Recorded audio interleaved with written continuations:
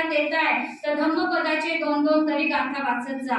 याने काय होणार आहे की आपण थोडा तरी अभ्यास आपल्याकडून होणार आहे.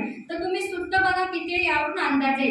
तर सुत्त पिटकामध्ये भगवान बुद्धांचे उपदेश आणि प्रवचनांचा संग्रह आहे. तर दीघ निकायात 34 सुत्त आहेत, मध्यम निकायात 152 सुत्त आहेत, संयुक्त निकायात 7762 सुत्त आहेत, अंगुत्तर निकायात 9557 सुत्त आहेत आणि बुद्धक निकायात 15 ग्रंथ आहेत.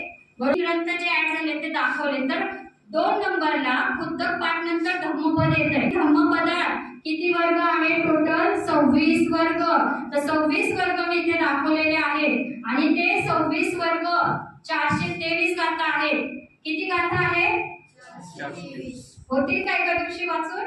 नाही. तर आता या 423 गाथा ज्या आहेत तर 423 गाथांमध्ये आपण 2-2 गाथांचं वाचन